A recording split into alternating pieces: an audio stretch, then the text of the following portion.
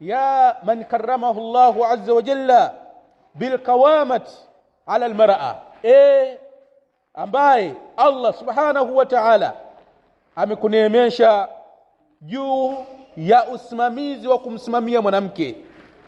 Waja'ala at-talaqa biyadi, na ewe ambaye Allah subhanahu wa ta'ala amejalia talaka iko katika mkono wako, tamahal, tulizana, wala tatasarra'i, na wala usiwe na haraka fihi, kuhusiana na jambo la talaka.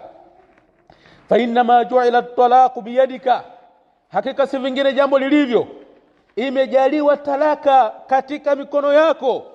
Li'annaka al-aqalu, kwa sababu wewe mwanaume una akili zaidi.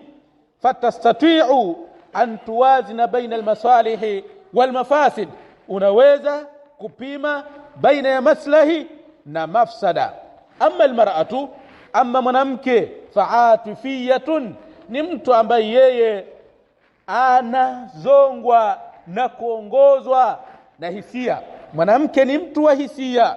Tughalibu janib al-atifa, mwanamke anakuwa ni mwenye kutanguliza upande wa hisia zaidi ala janib al-aqli, kuliko upande wa akili. Kwa ajili ya hili Allah subhanahu wa ta'ala akajalia talaka iwe katika mikono ya mwanaume.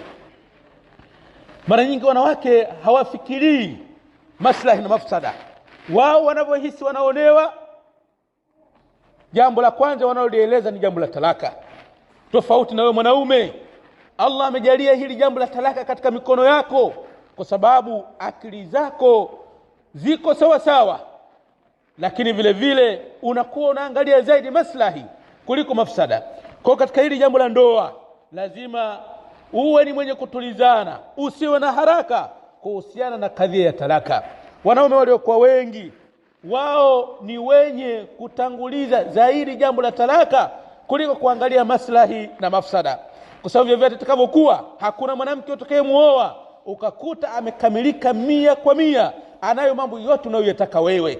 Jambo likiwa hivyo, lazima uwe ni mtu wa kuchunga maslahi na mafsada, wa illa unaweza ukawa unaacha kila kukicha.